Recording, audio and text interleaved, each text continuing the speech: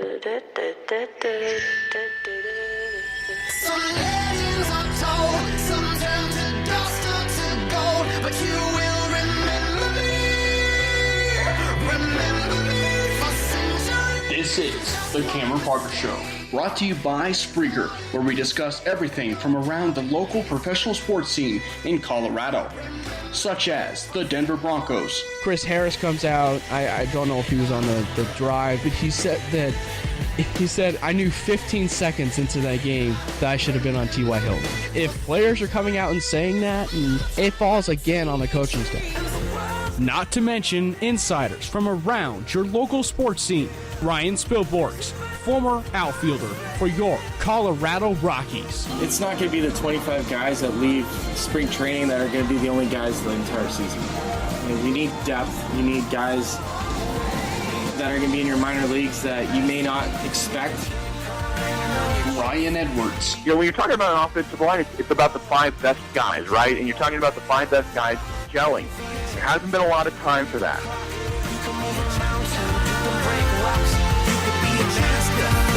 It's showtime. Are you ready?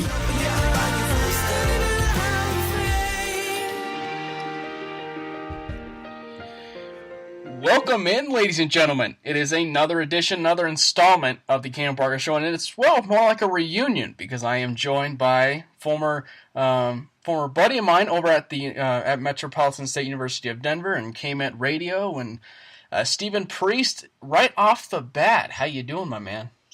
I'm doing well, man. It's about time that you got me on this show. I know. Do it every week and keeping it up with everybody. But no, I'm glad to be here.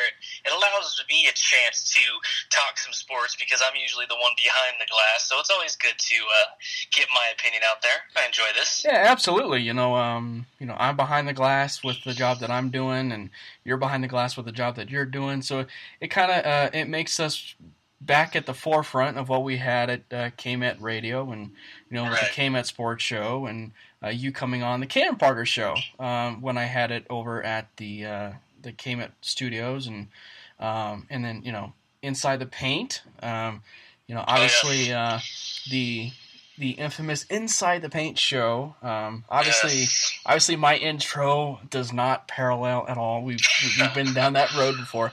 But yeah, so let everybody know who Stephen Priest is, and kind of your claim to fame, shall we say? Yeah, man.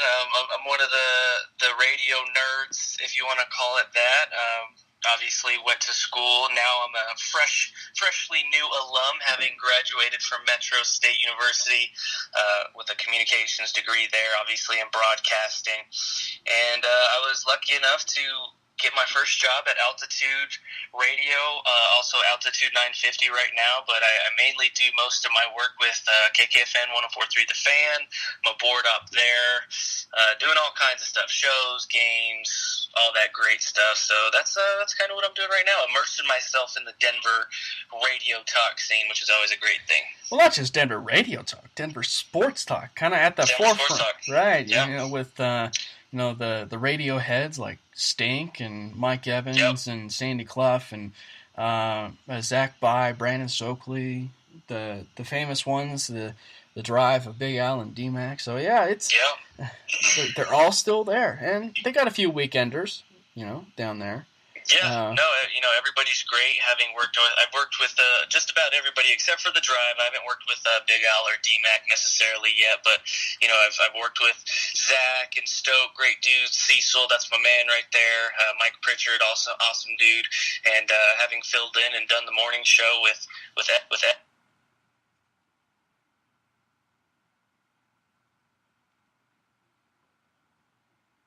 We lost Steven there. We'll get him back.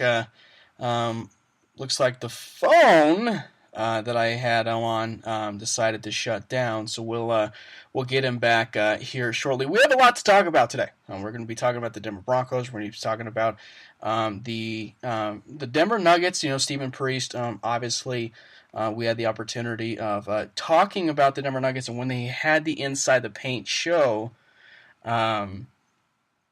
We had the opportunity of talking a lot about the NBA, and it wasn't really just the Denver Nuggets. It was the it was all across the board. I mean, the Denver Nuggets are playing the Memphis Grizzlies tonight, so the Denver Nuggets had the opportunity of playing against the Memphis Grizzlies and tonight in 80s night, and so obviously Stephen Priest will put forth his insight. Apparently, my phone decided to do an update live on the Cam Parker Show, so a little bit of some comedy, maybe some kind of going back to the previous history of times at KMET Radio, of the infamous bumps in the road. But therefore, we are a podcast, we're live, so we want to make sure that the Cam Parker Show is crisp as ever. But so thank you guys for tuning in. The Cam Parker Show will be doing a lot, certainly, talking about the the sports scene and kind of especially with the Denver Broncos, and we'll be talking about the Denver Broncos getting Steven's take necessarily, and understanding where he feels for the Denver Broncos this year, and we'll get kind of his state necessarily of what potentially the Broncos certainly might do in the offseason. But yeah, so we'll and some of those topics we'll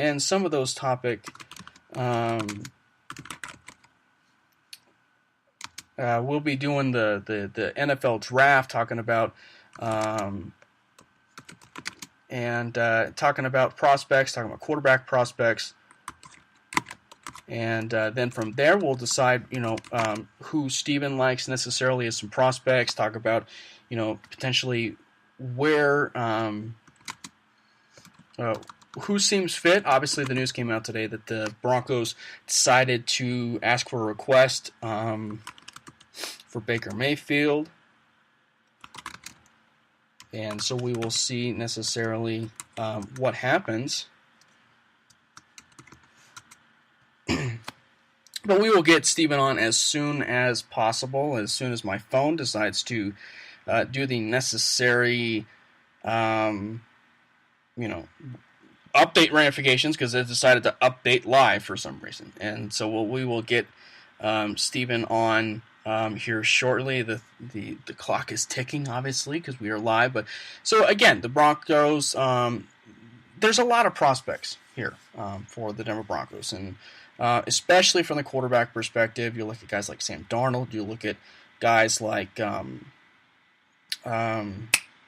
Darnold. You look at Josh Rosen and Baker Mayfield, who supposedly the Broncos did request potentially to have on their roster, and we'll see if that actually happens. But nonetheless, the Broncos will make quarterback a priority, and it was made known by Troy Rank yesterday. But it was no surprise to anyone that the Broncos were going to be throwing their eggs in the basket of the Kirk Cousins camp and potentially trying to bring him on. So it doesn't surprise anyone. What might surprise people potentially could be who the Denver Broncos potentially make some moves for, and all of that. So the grand scheme of things, it's not all that surprising that the Denver Broncos are being thrown into the Kirk Cousins sweepstakes. And again, we'll be having Steven on to get his talk necessarily, and see what happens. Get his takes necessarily on should the Denver Broncos do the right thing and go after Kirk Cousins and get themselves that quarterback, or should they maybe expand the search a little bit more and go after a guy like a Teddy Bridgewater, maybe go after another quarterback from Minnesota, a guy like Case Keenum, or should they expand it even more and go to those guys like, a Sam Darnold, a Josh Rosen, a Baker Mayfield, Lamar Jackson potentially for that matter. So there's a lot happening for the sake of the Denver Broncos and the options that could potentially be there. And so I think ultimately the Broncos, in order for them to really make a name and really put themselves in the wrinkle of wanting to add a quarterback, they do have to consider all options. And by considering all options, they have to make sure that ultimately it is the best decision for the team. And it doesn't matter who the quarterback is. It doesn't matter who potentially could be of a target. But the Broncos should do everything that they can to try and exhaust the amount of options that they can. And I think if you can look at all the quarterbacks potentially that is there, players like Baker Mayfield certainly do come to mind. Guys like Sam Darnold, potentially even Sam Darnold may not even be there. I think ultimately, and I think it would be a really interesting wrinkle, is if the Cleveland Browns potentially went and decided to trade for a guy like Alex Smith. And not only that, but decide to maybe even have the Cleveland Browns do the Kansas City Chiefs thing with Alex Smith. Sign out or trade for Alex Smith, and then after Alex Smith is traded for, go and draft Josh Allen and have Josh Allen sit beneath Alex Smith, learn the ropes of potentially being a quarterback, potentially being the consummate game manager, the ultimate game manager, I should say. And then, basically go from there. And if Josh Allen can potentially make it in the National Football League, well then, you got a guy that is going to step right into the Cleveland Browns situation and really make a name for himself, I believe, with the Cleveland Browns if he alleviates a lot of the issues that he has as a quarterback. He rolls a lot to the right. He throws a lot of interceptions and forces a lot of throws, which is a no-go potentially for a lot of quarterbacks in the National Football League. And one of the key things, too, is that you absolutely want to make sure that, at least for the Denver Broncos, think that, again, you are getting the right quarterback. Baker Mayfield, Lamar Jackson, those are potentially two guys that you would have to mold your offense around, that you would have to make sure and make darn sure that they are the right quarterback potentially for your franchise. So ultimately, we will get Stephen Priest here back on the show. We apologize for any of the misconvenience that this may have caused. But we will get Stephen back here shortly. And we will make sure that that happens. That it actually does not happen again. You can hear the ringing in the background, which means we are touching base now with Stephen. And we will get his take necessarily on the Denver Broncos and necessarily what they potentially should do. Again, we're talking Denver Broncos. We're going to be talking... Hey, Stephen, sorry about that, man. You got me? We got you. I don't know exactly what happened, but I think that because it's an Apple and Team Apple rocks, the minute I plugged my phone into computer, it decided to update live on the Camera Parker show. So I think that's ultimately what happened. I apologize about all that. But I was kind of going right into the Denver Broncos. We're kind of diving into the prospects now. And ultimately, I want to get potentially your what potential. First off, we'll start with the obvious question because it was apparently made known, not that it was a surprise to anyone, but it was kind of made known last night that the Denver Broncos will be putting their foots in the Kirk Cousins water. Is that the right way for the Broncos to go about it? That's a tough question to answer because, am I addressing it from the right way of the fans' perspective or the right way, which should be the ultimate right way of what's best for the team? If it's what's best for the team, okay, I think at some point, and I know fans don't want to hear this, but you have to embrace a rebuild at some point. The Patriots are that one anomaly to where they've had, a 15-plus year dynasty. They've had the greatest quarterback of all time, as much as that pains Broncos fans to hear. He's the greatest of all time. They've possibly had the greatest coach of all time. So I think for the Broncos, getting out there and testing the Kirk Cousins train and knowing that he's going to command at least anywhere from maybe 26 to 30 some odd $1 million a year. Is that something you really want to do, knowing that you have the current highest paid defensive player in the league? Because with those two contracts, you have to remember that's going to tie you down going forward, okay? And then, Chris Harris, I think his deal is coming up in about a year or two. Now, he took a discount the first time around for the Broncos. Is he going to want to take a discount again for the Broncos? I highly doubt that. So you have to consider all these things. And in my opinion, at some point, you got to embrace the rebuild. I know Broncos fans give John Elway flack, and rightly so, about how he's drafted. He hasn't, the coaches haven't really developed the guys that he's drafted, whether they're duds or whatever the case may be. But I think you got to go in the draft, get yourself a young guy, and go that way.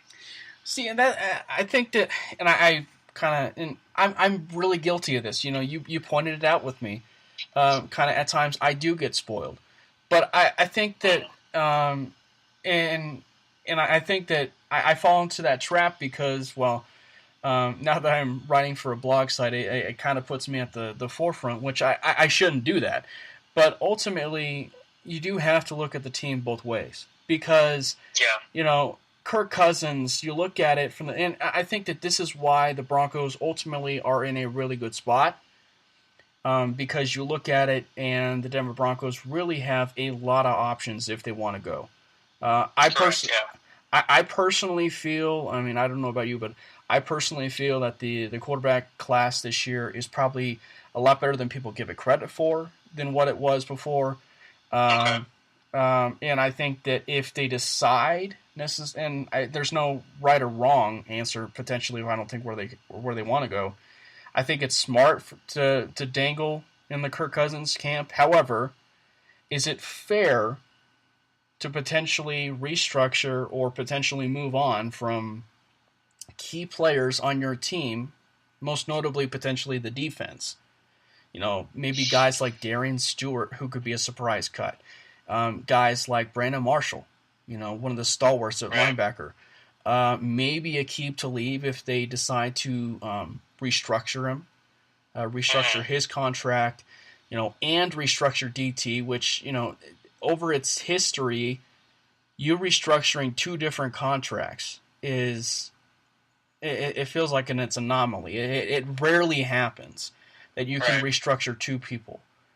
And, maybe this is going to be that rare case where the Broncos do end up restructuring two people because of the fact that those players, and they've been vocal, Brandon Marshall, who could be a potential cut, while he didn't really say that he wanted Kirk Cousins as quarterback, he definitely at least, made it known intentionally or unintentionally or whatever that Kirk Cousins should be one of the top targets for the Broncos at quarterback. And so I think ultimately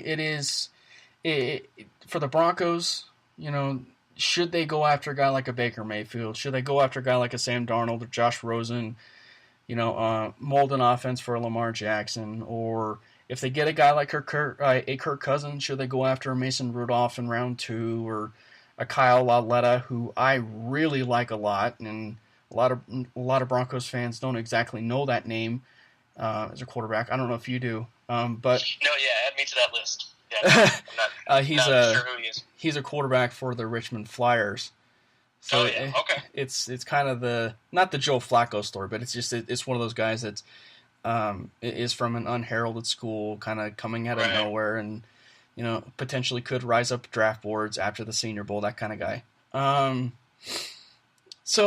ultimately, I look at it, and is it fair to the defense ultimately for you to get rid of players for the sake of wanting to upgrade the quarterback position, which is, by a lot of people's estimations, the most important position on a football field, which is true. It is true.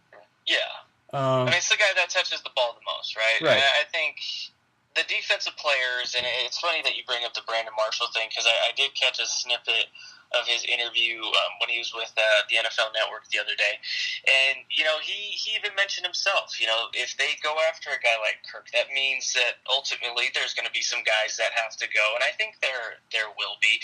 And when you go out in free agency and you try and bolster one side, and we heard John Elway come out in the after-season press conference with fans, and he said, I'd rather keep this defense strong type of thing. I don't remember his exact words, but he just stated, I want to keep the defense where it's at because, I want to be good with what I know and not try and bolster something I don't know, something to that effect, right? He wants to keep the defense intact. But if you go after a Kirk Cousins, and I don't want people to think that I don't like Kirk Cousins. I like Kirk Cousins. I think he's a quarterback you can win with.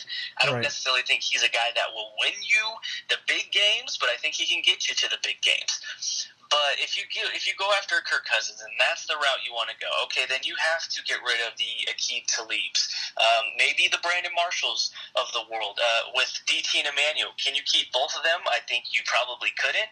Now, if you go that route and you go Kirk, but you free up some cap space and you make some tough moves and get rid of some guys, but ultimately it might make your team better in the long run, then I'm fine with that. But if John wants to keep this defense intact, these guys, I think they want the vet, but getting a young guy might tick off the defense a little bit. It's like you can't have it both ways, If you get the vet quarterback, there's ultimately going to be some guys, maybe on that defense, most likely, that are going to have to be moved. But if you go young, then you hear we're sacrificing this defense. Well, let me tell you, I think people get too caught up in that 2015 defense. While it was amazing, while I think it was one of the all-time great defenses we'll ever see, there's a reason why those defenses only last 1 year. The 2015 Broncos, the 2000 Ravens, the 85 Bears, the Buccaneers. There's a reason why those defenses stay all-time only 1 year. It's so hard to play at that level year after year. And while the Broncos have been good on defense, very good, top 10 the past couple of years, they're not where they were. So I think it's really up to John and where he wants to go. I think you should embrace the like I said, try and get you one of these young quarterbacks and maybe bring in a bridge guy, depending on who you get in the draft, and see where it goes from there. I was talking to some of the guys over at Mile High Huddle. I don't know if you've been following them, but I've heard about it. I don't read too much of this stuff, but I've heard about them. Yeah. There's a writer on there that I have a lot of respect for, and he was posing, and it's kind of in the back of my mind. Because it's a really interesting scenario. But he was posing a scenario potentially of what he would do. And he would go after a guy like a Josh McCown. Interesting. Okay. But, he would go after a guy like a Josh McCown who, in the right system, I think, and, it would put, I think, as far as a quarterback at the helm who is done a much better job potentially of what people certainly would have viewed John Elway as, he would probably be in a better situation than any point in his career. But not only that, it could afford you the opportunity to still draft a quarterback in the first round. Right. Also go the cheap route potentially, 1-2 years with Josh McCown. And then potentially kind of segueing into your first round pick, maybe a year or two later. So I think that is a really interesting scenario, and I think that given where the Broncos certainly are, it's kind of that in between of what you were talking about, that rebuild or the retool necessarily, or just kind of going with that win now. It's kind of in between, potentially, with Josh McCown. And so do the Broncos really want to go down that route? Or because this is the first losing season under John Elway, which, it's kind of been well documented that John Elway is not patient. Yeah. And does that lead it to believe that the Broncos are going to go after it, spend money unwisely like they actually shouldn't, or that they never had before, and throw money, which is probably, let's see what, the transition tag is going to be, 26, 27 million, potentially. Is it, and then throw it at a guy that could potentially, is an unrestricted free agent, which technically could be a restricted free agent, because if he gets the transition tag, it's kind of like another, offer sheet type deal, which the Redskins can match, anything. So it's kind of a, I don't want to say it's a no-win scenario, potentially, but I think it could be pretty close to a no-win scenario for the Broncos. And it's tough, and it sucks that it has to be at the most important position in football, really. But going to your point about the Josh McCown thing, that's an interesting scenario, but I have a few questions with that. One, Josh McCown is like 36, 37, right? He's up there in age. Right. And he did break his hand in that Denver game, so who knows if he'll be back or if he'll even want to come back. And then for a guy like that who's been steady, I mean, give him credit. He's played well, in the opportunities he's been given. I don't know his contract right now, but I would assume he'd be a 1 or 2 year guy for maybe, 10 to 15 million. So do you want to throw that at Josh McCown? I mean, it's interesting, and then also you got to look at the fact too, if the Broncos draft a guy, it's like the same scenario with Paxton. You heard a lot of his supporters say, well, he didn't get the opportunities. We want to see him out there. Well, if you bring in a quarterback like a McCown, who's not known to necessarily stink up the job and lose it for himself, don't you want to get that quarterback the reps? It's all sort of crazy if you draft a guy, and especially if you get a big name guy. What if they find a way to trade up to get a Darnold or a Rosen, or what if they make the splashy draft pick and get a Baker Mayfield? Fans are going to be impatient, and they're going to want to see that guy. So that's even another layer to add to John's hefty plate of what he's going to have to think about this offseason. Do I start the guy right away? Is that the best move to go, or do I bring in a bridge guy and give him a year, maybe 6 games or something like that to kind of sit on the bench? It's going to be interesting to see, but I just hope that John's not so impatient that he throws money recklessly. I think fans really should be patient this off season, and just you gotta take it one move at a time. You can't get it all back in one fellow swoop. You just got to be patient, and I know that's hard for Broncos fans to hear, but just YouTube the 3 Super Bowls and you'll be fine. Right. Yeah, they're all on YouTube. You'll be fine. Everything's on YouTube, right? I mean, the Rockies wild card game that went 13, 14 innings is on YouTube. So, right, man, and I get it. It's tough. This is a winning organization, and if you ask me, okay, and I bash Bronco fans all the time on Twitter. I'm notorious for that. And, being a Bronco fan myself, I might be more on the pessimistic side of things when it comes to my fandom with the team, but I'm also more realistic, I think, than ever. And I think it's hard for these fans to be realistic with themselves. It's great that we have championship values, that we expect our team to be in the race and in the tournament every year. That's great. But at the same time, that's where that spoiled mentality comes from. When you expect things, you typically become spoiled, and you should never feel spoiled. Just be happy with what you got. You got 3 Super Bowls. What do they have? 8 appearances in the Super Bowls. I think that's tied for the most. We could be Cleveland and having parades for 0-16 season. People, I get it. It's tough right now, but these aren't normal things for the Broncos to go through. It's just one of those patches every now and then that we hit, and we'll be fine. So it's interesting. I was talking to some of the people over at Mile High Huddle, and they do have, connections, I should say, to potential, I guess, news. It was talked about that I was talking to someone, and it said that I was talking about the Kirk Cousins and how they can make it work, and it was said that they could, if they wanted to, design a contract where the first-year cap hit doesn't actually make the Broncos the ability to cut Aqib Talib. If they wanted to. I mean, and I guess ultimately you're already looking at a scenario where C.J. Anderson's probably not going to be here. So we can at least count that one potentially. And then you're looking at, is a guy like, Todd Davis going to be here?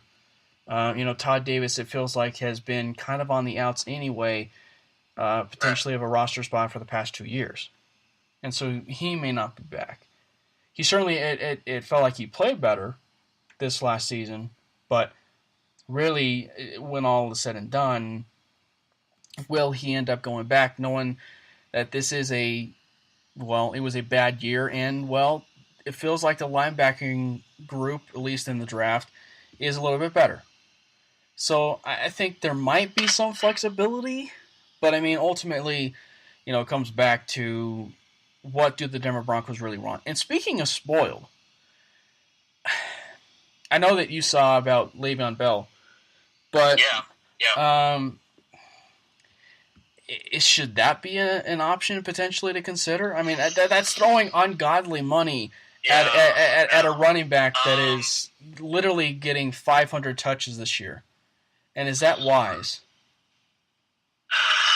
I mean, is it wise for him health-wise? Probably not. Is it wise for the Steelers as an organization? Hell yeah. I mean, when you have a running back like that, you let that guy tote the rock. I say this, and my friend, he's a diehard Steelers fan, and I tell him all the time, and when it comes to playing the Patriots, I'm like, listen, if you guys make Le'Veon the game plan and not Antonio Brown, I think you can beat the Patriots. It's going to be tough, but Le'Veon's the key.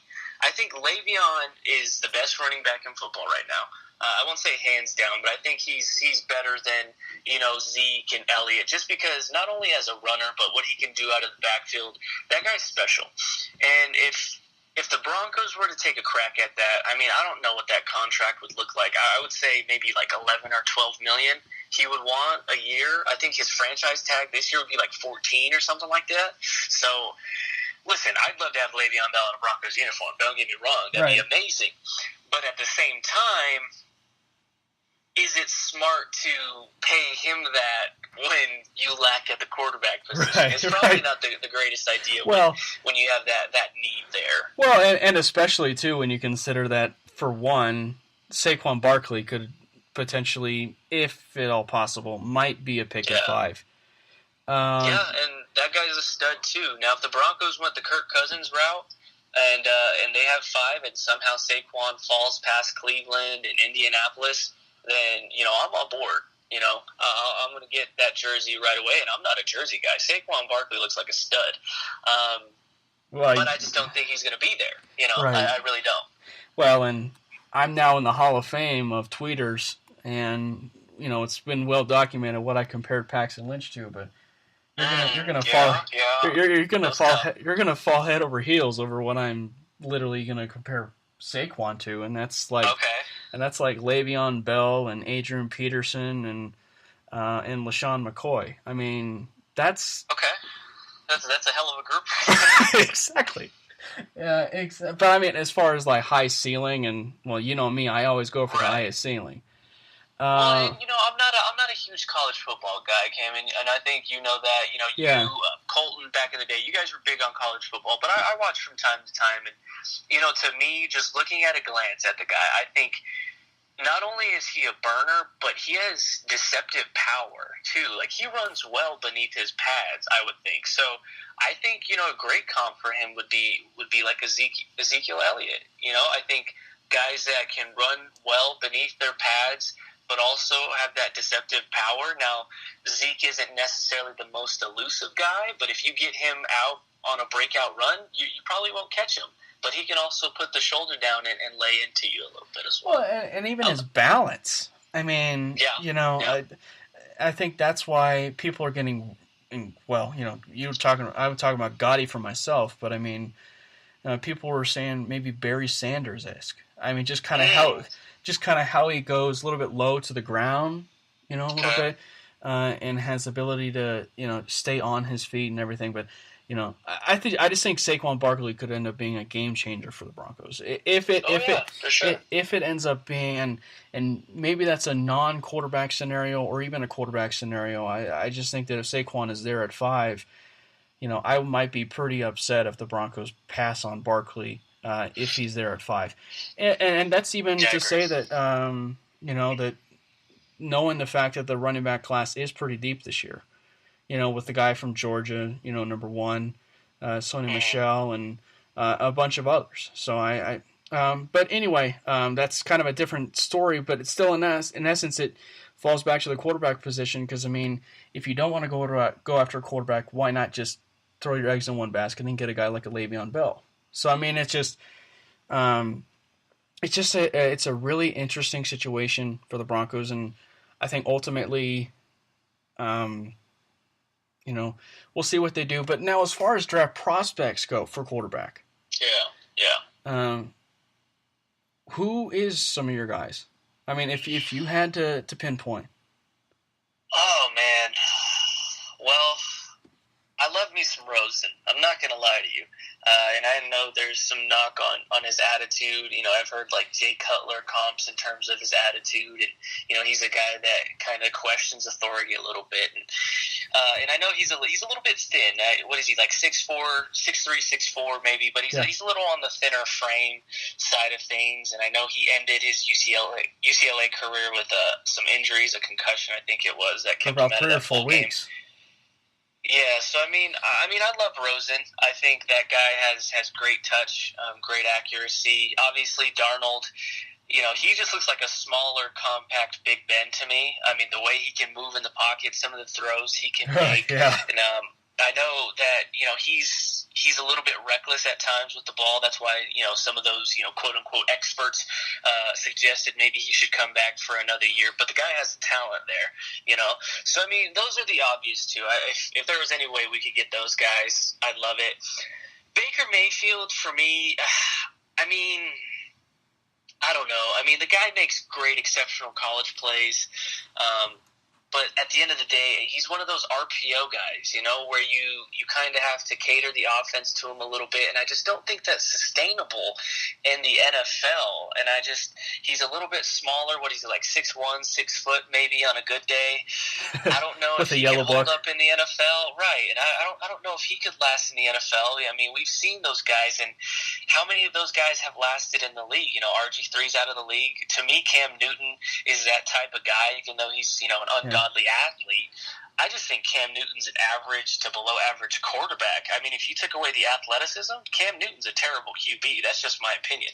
And then you get to like Lamar Jackson, and I mean, that guy to me, he makes the big explosive plays with his feet. And I know people say he's a better thrower of the football than some may give him credit for. But again, he's got that thin frame as well. So I don't know, Cam. I mean, I like the guys that are the front runners, to be honest with you. But at the same time, I'm not a huge college football watcher. So I mean, I'm sure you and other people would have more knowledge about that than I do. Well, and I actually mocked Darnold to the Broncos at 5, which got a lot of backlash. Okay.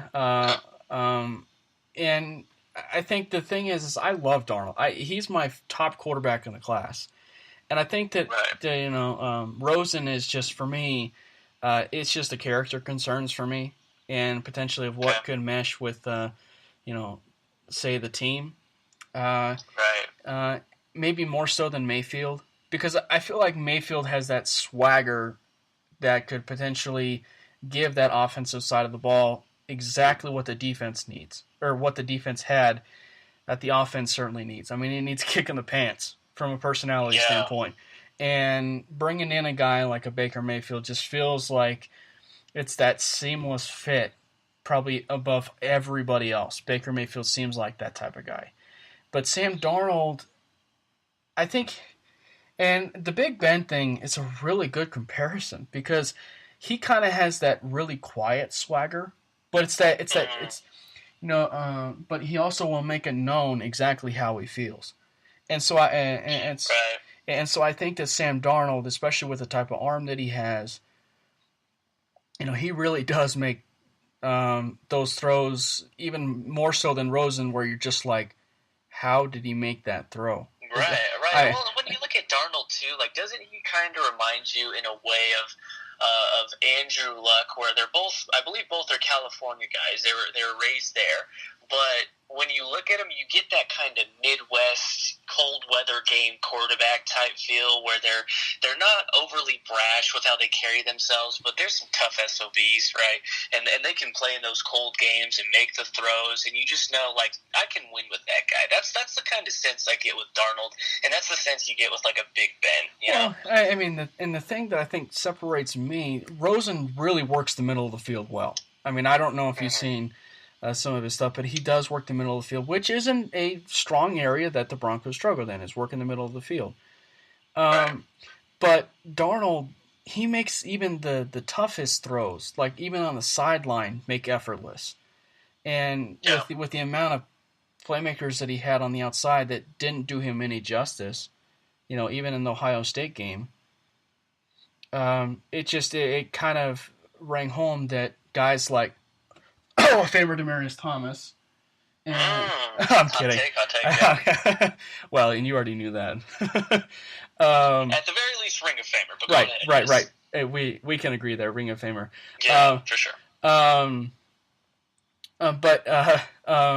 Basically, he makes those throws that I think that could really benefit everybody. And we also know that Emmanuel Sanders, if he's still here, makes those tough catches on a sideline. So a guy like that would really benefit with a guy like a Sam Darnold, and maybe even a Baker Mayfield for that matter.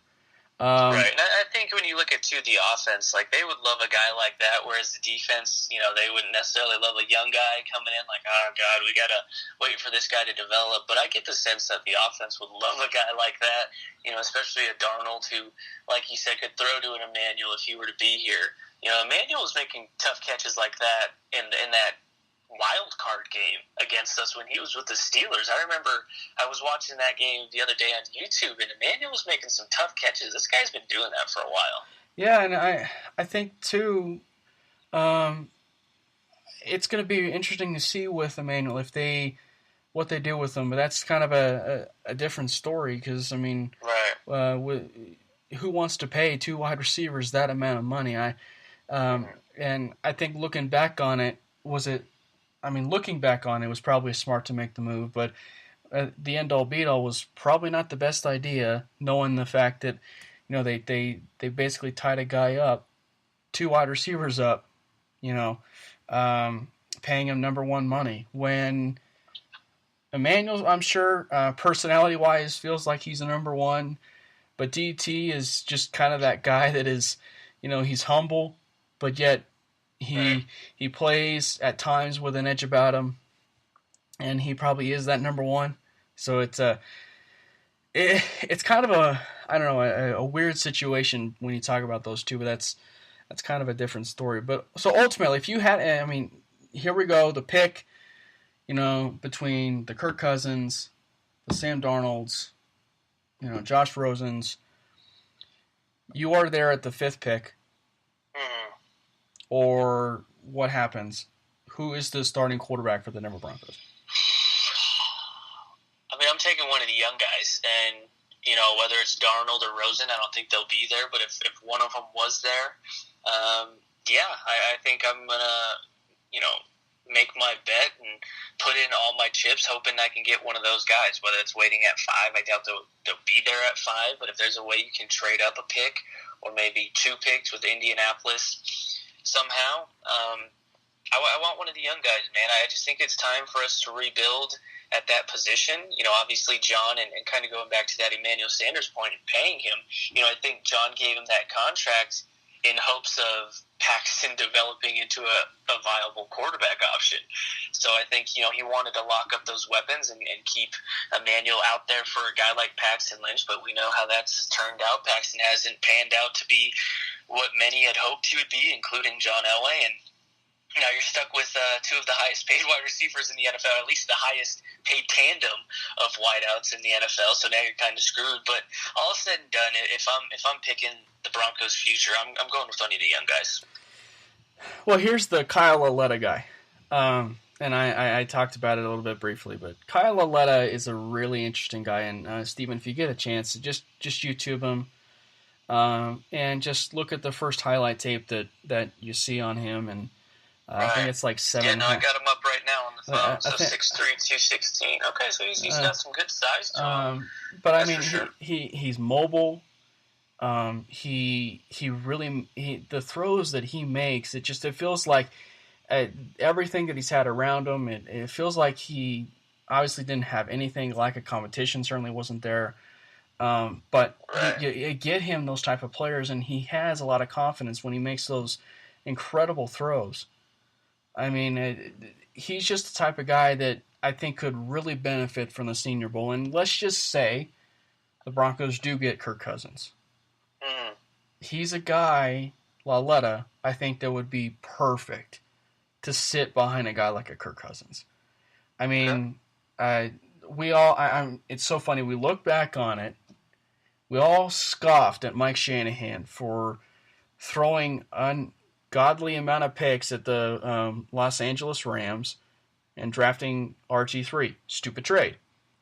But what exactly did he do in the fourth round of that NFL draft? He saved the Redskins' butt. He saved the Redskins' butt, and he got Kirk Cousins in that draft. So I think ultimately, do the Broncos want to do that potentially? No. You never want to give up that much capital and get a guy in the first round, and then especially when you have the fifth pick overall. But that's a different story. But as far as wanting to draft a pick that high and then going and getting in the third, fourth round another quarterback, well, I think that's just more as far as value, if it was to be because of that. But this Lauletta guy, he's a very interesting prospect because everything that I've heard is that he's very easy to coach. I think he's had a lot of different offensive coordinators, which that's a bad sign. But the amount of his ability to produce, no matter who the offensive coordinator is, I think is a plus to me, because it means that he's willing to work with any coach, no matter what the system. He's willing to work with anybody. So I think that and he was very efficient too. I mean, obviously, analytics tell a lot of the story, but usually when you look at a touchdown interception ratio, that's a good indicator of potentially how efficient a quarterback is. I mean, Alex Smith is a great example. I mean, you get a guy like who's been 25-5 for the past 3 seasons, really. I mean, people want to, and that's another guy too. I mean, as far as potentially the Broncos, and it's a very unpopular opinion, and for a guy that at times myself can be spoiled with the Broncos, I'm honest enough to admit that I really do think Alex Smith should be at least considered for the Broncos, just because of what he could bring. And so there's just a lot to it. And the thing is, we could spend 4 hours talking just about the Broncos in general because of how horrendous the season was. Yeah. Well, I mean, you can even say they probably should have been worse than 5-11, to be honest with you. And I think that's just a testament to the defense. And, a lot of people, really crapped on the defense this year, and they gave up this many points. Well, if you go back and you look at the stats, and I'm sure you could tell me probably, I would be able to guess that they were top 10 in both rushing and passing this year. They didn't force a lot of turnovers, so they weren't great there. But for as great as they were able to play yardage-wise, I'm sure they were top 10 in total yards given up as well. They were terrible in points given up, but if you really look at the season in its entirety, how many times did the special teams, did the offense turn the ball over, put the defense in short fields, heavy turnarounds after they just got a 3-and-out? I mean, look at that Patriots game. You force a 3-and-out on Tom Brady, boom, first series, and what does the offense do? Come away and turn it over or something like that. I think it was special teams or something like that. Yeah. And that defense was so good this year, but it gets marred by the fact that there were so many losses, but to think that they were still able to win 5 games with how terrible that offense was and how terrible special teams was, that's incredible to me. Yeah. And when you look at it, who was the best player on that defense? Von Miller. No surprise right there. Right. But yet you got fans clamoring, trade the guy. He's not doing what he's doing. But yet you look at Pro Football Focus, and every week, who's a top 2 or 3 edge rusher and top edge rusher graded out for the entire season? Oh, Von Miller. You remember the guy that won Super Bowl MVP, the guy that won you a Super Bowl. But let's trade that guy, right? Right, absolutely. And and that's where I'm 100% with you. And I got to be honest, man, you really kind of made me refocus about the whole Vance Joseph thing. And it was a bad look for me when I dogged him about moving the practice indoors and everything. It was a bad look, but I think that I probably dogged on him too much. But I think that, and I'm not the biggest, and I'm sure from me being that type of guy on KMED is, I'm not the type of guy that will want to fire a first-year coach. Right. And so I think that I kind of came down to earth in the last, I don't know, few weeks about it. And it's one of those where, did Vance Joseph make a lot of questionable personnel decisions? Absolutely. I mean, no question. And I think that it was just kind of those first-year bumps, necessarily of being a rookie coach. And I think that, was it coming a little bit slow to him? Absolutely.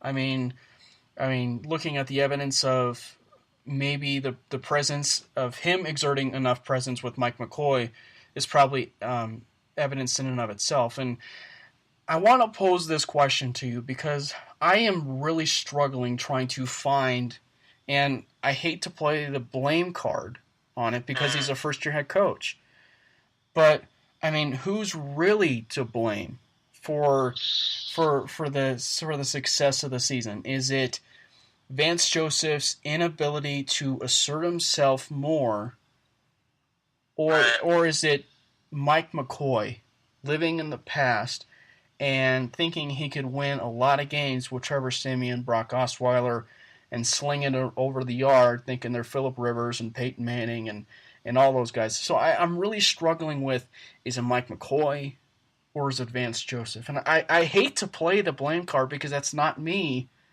but I mean, when you're trying to think of potentially an overall casualty of the entire season, I mean, it keeps me going to Mike McCoy ultimately because of what happened in the Giants game.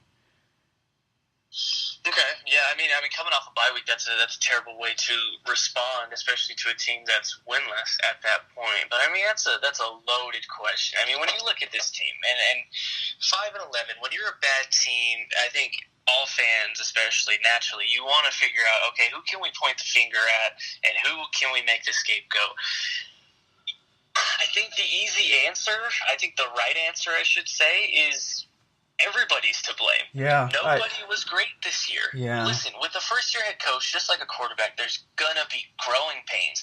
And, it comes back to this point of Broncos fans being spoiled. I think that fans think just because we get a guy here, that they're just magically going to be great.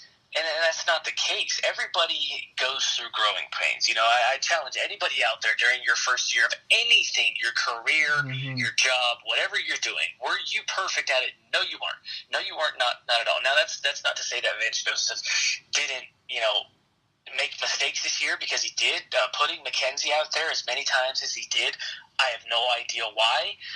Not playing D'Angelo Henderson when his first regular season touch is a touchdown. Even Jamal Charles. I have no clue why that doesn't happen. Not putting your foot down with your coaches, like he mentioned in his press conference. He didn't come down with the hammer. I think everybody is equal to blame. And there were games, too, where the offense actually held their own and the defense slacked. So, I mean, it comes down to everybody, really. And I think when you try to blame just one person, I mean, it just leads to a frustrating, and really you're just like a dog chasing its tail. You're going to keep chasing, and you're never going to find it. You're never going to get to it. I think if everybody just accepts blame, and I think they all have, then that's what you just have to accept. I think for fans that were calling for VJ to be fired after 1 year, I think that's just ridiculous. Like I said, the guy wasn't great, but there's worse first years. Listen, Hugh Jackson just went 0-16, and the guy's staying there. Now tell me when that happens. If VJ would have went 0-16 and the Broncos were getting blown out by 30 every game, okay, then that's a different story. But the team for the most part was in games. Now I get the last game against the Chiefs. You saw guys like Talib kind of gassing on effort, not really giving 110%. But I mean, I don't think VJ was completely solely to blame, and I'm glad they brought him back. I'm excited to see what he does in year 2, and I think that's to be successful in any sport. You can't continuously have turnover. Why have the Browns been so bad? I wouldn't say it's necessarily because they drafted bad players. That's played a role for sure. But when you keep turning over coaches and staffs and GMs, you don't allow these guys to establish a culture of what they want to do. So if you're getting someone else's hand-me-downs that you didn't want in the first place, Are you going to be satisfied, and are you going to do the best job you can do? No. So you just have to be patient with these guys. You got to give them time, and I think in due time, VJ will be fine if Elway and Kubiak and all those guys can bring him the right talent.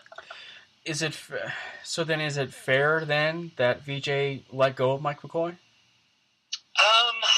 With the whole Mike McCoy thing, I think really we as fans kind of pumped him up in our heads more than we should have. Honestly, we saw that Tebow year, and we were like, wow, this guy can do everything. Manning But year. if you look at what he did in San Diego, it wasn't special. And he had I think, a Hall of Fame quarterback in Phillip Rivers. So I just think that was our fault, and maybe that was Mike McCoy's fault. I don't think it was necessarily that. I mean, maybe it could have been that he was stubborn to make an offense that surrounded and really amplified and maximized the talent of his players. That could have been it. But I really think it was Mike McCoy looking ahead to his next coaching gig. I really think this was just a stopgap for him, and maybe his head wasn't all in to this job, to be honest with you. I agree with that, and I think that's a really underrated point of it. I really don't think his head wasn't in it, and I think that's ultimately why he probably waited a little too long, maybe. To let Mike McCoy go. So ultimately, I think it was the right decision. And I felt like it was really interesting, and I felt like it really was a shot at Mike McCoy. I don't know if you saw it, but Vance Joseph, when they relieved the interim off of Bill Musgrave, which was the right call. I mean, Bill Musgrave, people can look at it. I wrote an article about it on Predominantly Orange, but you have to show patience with Bill Musgrave because it pays a lot of dividends when you show patience to a guy like Bill Musgrave. Big guys like Matt Ryan, Derek Carr, prime example. So I think what was interesting in the comment was he said that Bill Musgrave was running the game plan the way that I wanted to run it at the beginning part of the year. That, I thought, was a huge dig at Mike McCoy. No question. And I think if you want to point blame too, I hate to do this, but look at all three of those quarterbacks in the room right there. All right, all those guys are bad. They're just flat out bad. There's no other way to put it. Paxton, I don't know what the guy, if he studies, if he tries hard. I've heard, there's a lot of things I've heard about Paxton, being around some of the guys I work with, and it's pretty interesting that this is a guy that just really isn't all there and willing to put the work in. When you look at Trevor's a guy who's smart. He has all the right answers, I would say. But You on learned the under field, Manning. for whatever reason, he just doesn't put it together. Yeah. And then Brock, he goes out and wins press conferences like nobody's business. But that's another guy. He just, whatever it is, that gap between the meeting room and the practice field to Sundays, Thursdays, or Mondays, the guy just can't put it together talent-wise. And I don't even think it was the offensive line this year. Granted, they weren't great, but they weren't terrible like they were in years past. Honestly, if you really want to point blame, the quarterback position, I think it's at least 65% of that because they were just flat out terrible. And, Mike McCoy was dealing with that. I don't think he was doing a great job of maximizing whatever talent his quarterbacks have. And, Musgrave, he knew, okay, my quarterbacks are terrible. Let's run the football. That's what they should have been doing from the beginning. Well, let's get in. Let's change subjects a little bit because we're gonna go with your transition. We're gonna go inside the Are we paint. talking something positive? Oh, we're not going to talk about the Chiefs choking. You know how I love to kill the Chiefs on Twitter. Oh yeah. So that's fine though. I need to give them a rest. I killed them too much. But yes, we can talk basketball. Of course, I'm always up for some basketball talk. Well, yeah. And by the way, side note, I really, really hated both fronts of Mile High Report, but Arrowhead Pride of going out there and writing that blog about how to appreciate how bad the Broncos were, and that's the thing, Cam. When your team hasn't done anything since 1969, you got to celebrate everything you can, and they don't get much to celebrate out there in Kansas City. So that's what they want to celebrate, but it always comes back to pay them right in the butt in January. They blew a 21-3 lead. So I get many joy out of watching the Chiefs choke. It really is one of my all-time favorite things in life. Can you imagine if Alex Smith gets traded to the Cleveland Browns and then it translates? Oh boy. and it translates You know, to Cleveland. He'll make them competitive, and the Browns were competitive this year too. They just for whatever reason they couldn't close in crunch time. Losing So, isn't it's not like they better. were getting blown out every week. All right, we're gonna use your transition, yours and Brandon Stoll. We're gonna go inside the paint. We're gonna go basketball. The Denver Nuggets are currently playing right now. They are. I think they're losing too. 47-41. They're killing me. 21-20. They're Yeah. a really, really good young team. I mean, maybe the top 5 best young teams in the NBA right now. Is that fair to say? I would say that's very fair to say. And this is a team too. I think at one point they were like 20-15, not too long ago. So, I mean, listen, they have a great young core. When you look at a guy like Jamal Murray, who's really kind of surpassed Emmanuel Mudiay, this is a guy who can shoot the lights out of the ball, who's great in creating his own shot. I love what Murray can bring. Gary Harris is one of the most underrated players in the NBA today. A lot of people had a issue with his contract and the length and the money he was given, but now we know think why. it was just fine for a guy like Gary Harris. I don't think he can be on the level of Klay Thompson, because Klay Thompson will ultimately go down as one of the best shooters to ever do it. But Gary Harris, I mean, any given night, this guy can lock up your best player, and he can also go out there and get you 20. Yeah. So, I mean, I love Gary. Jokic is probably going to go down as my favorite Nugget ever, surpassing Earl Boykins. I love that guy to death, and I know he's very inconsistent. He's been slumping as of late, but I just think what that guy can do, he's just so fantastic to watch. I mean, he's so fundamentally sound and so gifted as a passer. It's ridiculous what that guy can do. And then you got guys like Will Barton and all those guys, and I love those dudes too. Well, right. I think maybe this is a question, I guess, for you as well. Right. The Denver Nuggets, I feel like for Nikola Jokic, and I was hearing it a lot, and it made me kind of think about how to formulate this thought for my own podcast. But I mean, as far as who is the most integral part of the Denver Nuggets, who's the superstar, or who's the guy that makes the offense tick, and it's I don't think there's a right or wrong answer, really. I mean, when you have 3 guys, Jamal Murray, who has no fear. I mean, right. Absolutely no fear. And when you have a guy like that, that is the type of guy that can absolutely close a game for you. But then you have a guy like Gary Harris, who, I like your Klay Thompson comparison, but I remember, and I don't know if I was talking to you around the time when we were at K-Met, when Gary Harris first came into the league, but I always saw Aaron Aflalo and Gary Harris. Yeah. And I felt like that was kind of a really, at the time, I thought it was a really good comparison, because I already knew kind of where he was defensively. Right. He was a defensive hawk. That's a great comparison. I think Aflalo's an excellent comparison, because those are, a defensive guy, but who can get his own. Yeah, no, I love that comparison. But then you get to the Nikola Jokic, and I love the way you said it, because I think it's a little bit interesting, because he's struggling right now. He's struggling to find his own shot, and whether that's kind of maybe a work ethic, maybe that could maybe be questioned. I mean, he was in great shape coming into the season.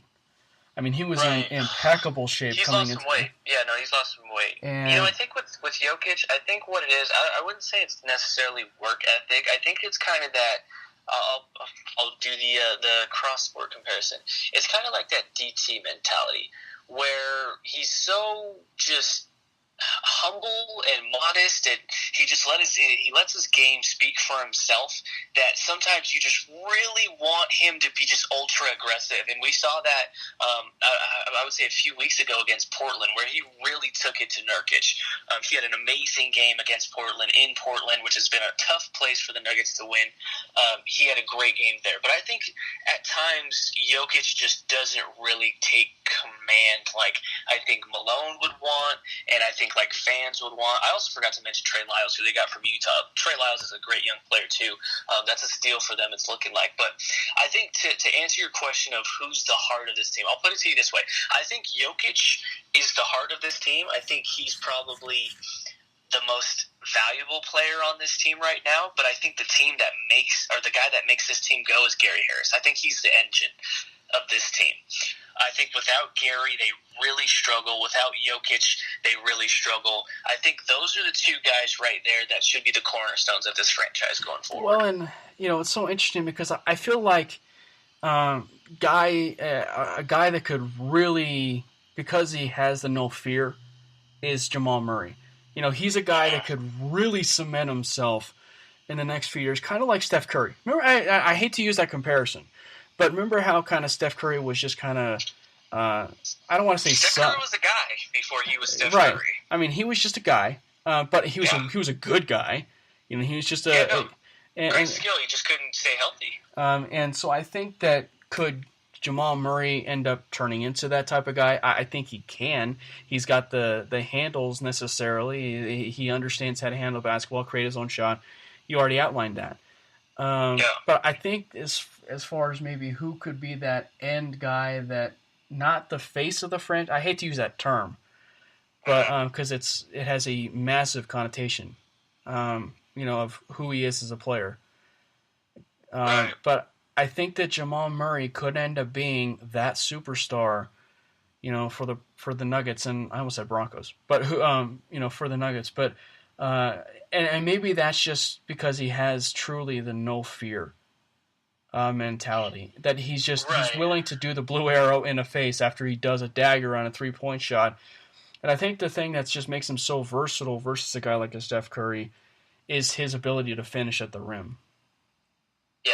I mean, both are great at what they can do. Both are great offensively. I don't know if Murray will ever be Steph Curry. I think maybe a poor man's version of Steph. I'll take that. Gives me 24 a night, then hell yeah, I'll take that. Steph Curry's going to go down as one of the most transcendent players in the league, and if anybody differs with me on that, we can fight. That's not up for debate, because Steph Curry, what he's done in revolutionizing the game from beyond the 3-point line is just ridiculous. No one's ever seen that before. But I think Jamal Murray could definitely be an amazing player for this franchise. Could he be a player that could be the face of the franchise? I don't know if I'd want him as the face of my franchise, just because I think right now in the NBA as it's currently constructed, point guards shouldn't be the best player on your team. And that sounds kind of crazy, because when you look around the league, there's a slew of amazing point guards, from Steph to Damian to Russ, all these guys, Mike Conley. I mean, there's so many great point guards, John Wall, Isaiah Thomas, Kyrie Irving. But really the guys that you want right now in this NBA to be your best players, those wing guys, LeBron James, Giannis Antetokounmpo, Kevin Durant, Paul George to a lesser degree. Those are the guys that you really want to be your star, the Kawhi Leonard type guys. And I think that's what the Nuggets really could have gotten. I really wish they could have, made a harder push for Jimmy Butler. I think having a guy like that on this team with this young core would be amazing. You probably wouldn't be able to keep most of these guys if you brought over Jimmy Butler, but, we can all wish, right? Yeah. Yeah. So you're gonna raise your eyebrows, at least through the cell phone on this one. My dad was watching the Nuggets last year, and he was watching Nikola Jokic play center. And it's funny you were talking about just he's so fundamentally sound, because he might be the most physically gifted under the basket shooter I have ever seen. The balance that he has, and even the crispness of which he passes, and the eyes in the back of his head, and the unselfish mentality that he has as a center, which is really rare. Think of when Marcus Camby was here. Not to use that comparison. That wasn't my dad's comparison. But that type of guy that can score, but he's one of those type of bigs that's going to stretch the floor, and he's not afraid to take it and start a fast break. So I think of Nikola Jokic, and my dad had and it's a different position, but my dad saw Larry Bird passing ability in Nikola Jokic. I mean, that's hefty, because Bird, for being one of the greatest scorers of all time, was very gifted as a passer too. Obviously, a Hall of Fame guy, but I mean, that's his best asset, Cam. I know. When you look at Nikola Jokic, that is his best skill, and that's crazy to think because he is so crafty. He's not a guy who's overly athletic. He's not going to jam on you like a DeAndre Jordan or a Dwight Howard. That's not his game. But when you look at this guy and just some of the passes he makes, and just his basketball IQ is just amazing to watch. It just blows me away, some of the passes he makes, and they're so simple, but they're really difficult passes to make, especially in the NBA. Like, he makes it look so easy, but I guarantee if you go to the YMCA and you try to make that pass to your buddy, 9 times out of 10 that might get deflected. You might throw it behind him, like you might get the wrong bounce off the ball. What he can do as a passer is incredible, and I'm not going to knock your dad one bit for comparing him to Larry Bird. That might be hefty because Larry's obviously, one of the best players of all time. He's a Hall of Famer, but Nikola easily, as a passer, could be in the Hall of Fame just off that skill alone. He's amazing. I mean, you just think of all the behind-the-head passes, and I mean, that to me, I just come back to it, and it's like, how? I mean, how do you sense that a card is coming and... he's the best quarterback in Denver, and he doesn't even play for the Broncos. Right, exactly. He doesn't play for the Broncos. No. And he should be right up Elway's alleys. About 6'8", 6'9". He's tall. Well, 6'10". I mean, you think about it. Oh, I see what you did there. Yeah, he's tall. He can easily fit in with that group. Well, and it's so funny. You think of at least in the last few years, but just in its history. The Broncos are kind of on the bottom tier of Colorado teams that find quarterbacks.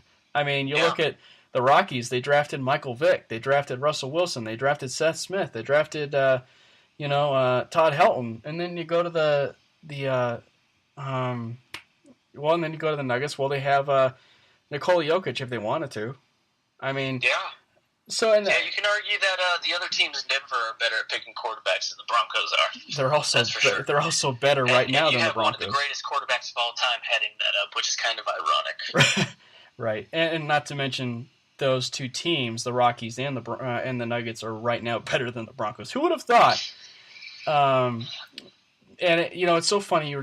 And maybe it's I think as far as comparing the two local talents.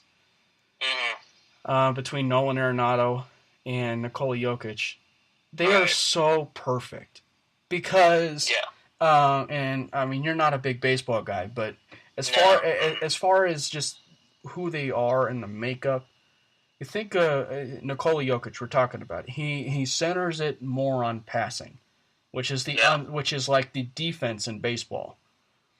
You look at Nolan Arenado. He loves hitting home runs. I would assure you of that. He loves hitting home runs. He loves hitting it out of the yard. He loves getting a gold glove. But that's the best part, is he loves getting gold gloves because, in essence, defense is what is basically his MO. And it's been well documented about that. So that's what makes him him. And I'll say, Arenado is probably the best young prospect in all of Denver sports right now. Hands down. I mean, what the guy can do, and like you said, I'm not huge on baseball. I'm not a Rockies fan, so I'm not emotionally tied to the team. I mean, I'd like to see them do well. I'm not out there, trying to poop on them, but what he does, just from not even a casual fan standpoint, but watching the guy and see what he can do. I mean, the dude's tremendous. So yeah, absolutely.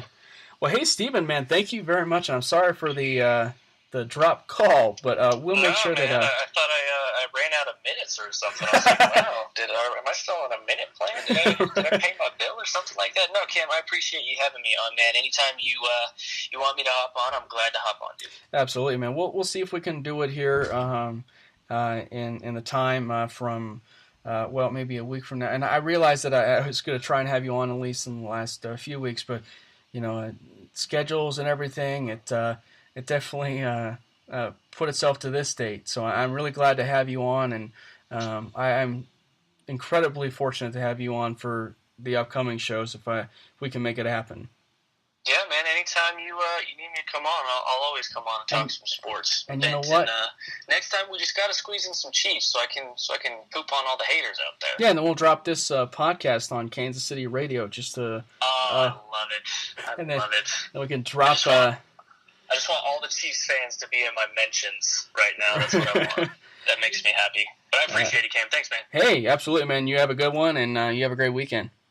You too, buddy. You too.